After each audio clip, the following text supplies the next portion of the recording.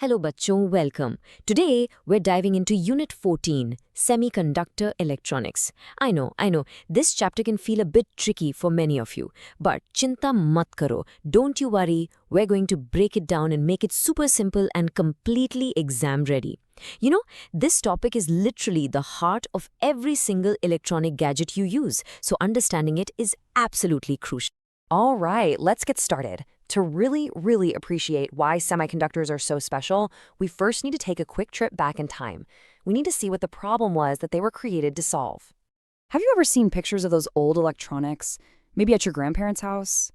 You know those giant wooden boxes for TVs and computers that literally filled up entire rooms? Well, the reason they were so massive lies in what was hiding inside them. Now just look at this slide. It really tells the whole story. In the past, all electronics ran on these things called vacuum tubes. They're basically big, fragile glass tubes that ate up a ton of power, needed really high voltages to work, and well, they didn't last very long.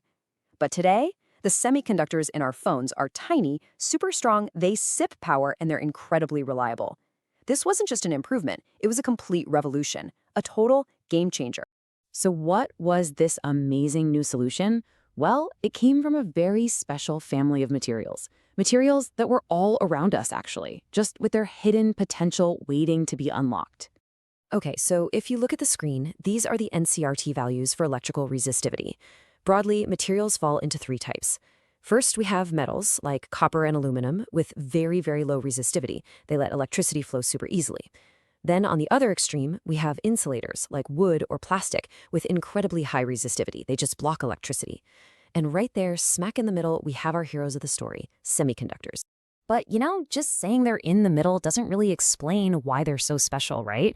The real secret, the reason they are the foundation of all our modern electronics, isn't just about resistivity. No, it's about something much deeper.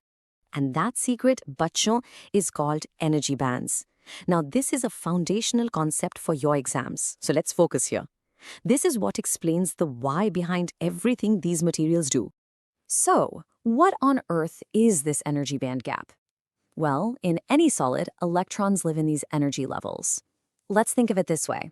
The valence band is like the home where electrons are happily bound to their atoms.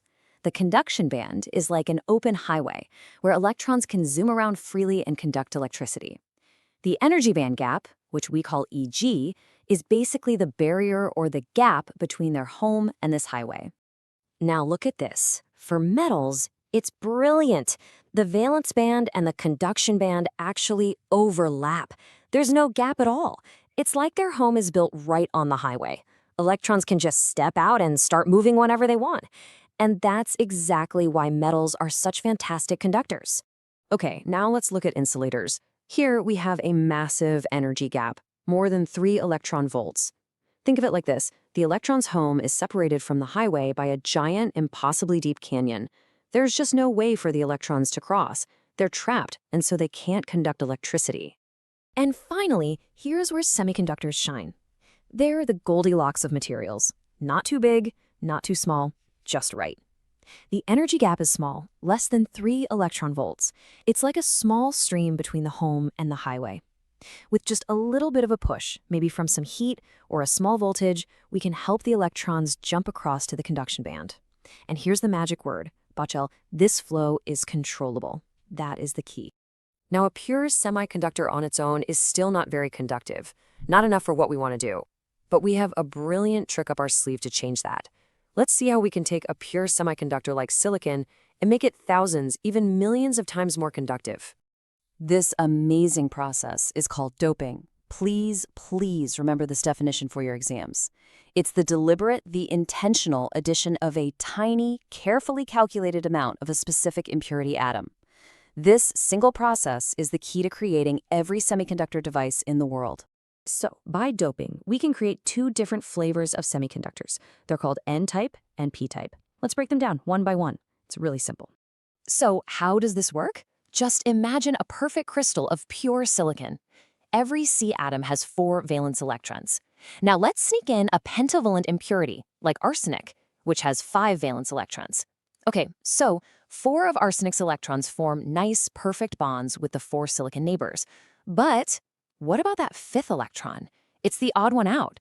It's just hanging around, loosely attached, ready to move and conduct electricity.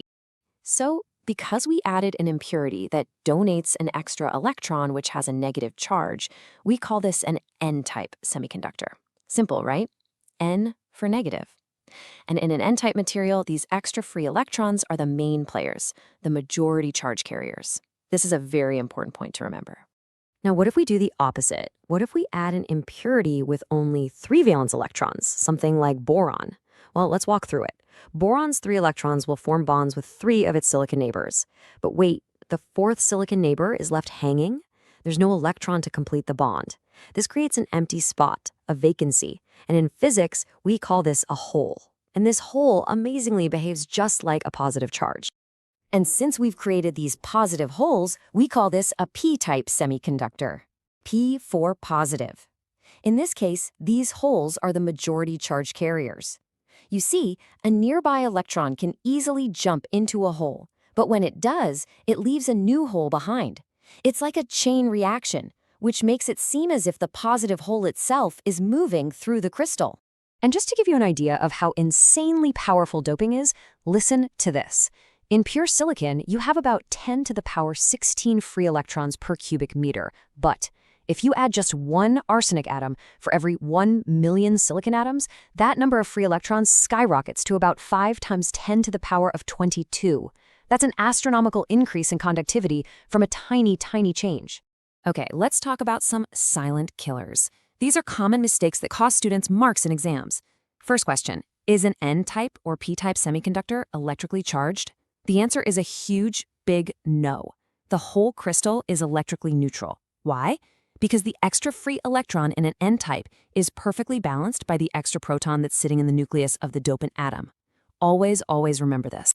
All right, now for the second common doubt. So we've made a P-type slab and an N-type slab. Can we just, join them together? Maybe with some special glue or something to make a p-n junction? What do you guys think? Well, the exam-safe answer, straight from your NCRT textbook, is a definite no. You see, even the smoothest surface you can imagine has huge gaps and bumps at the atomic level. It would be like trying to join 2 mountain ranges perfectly.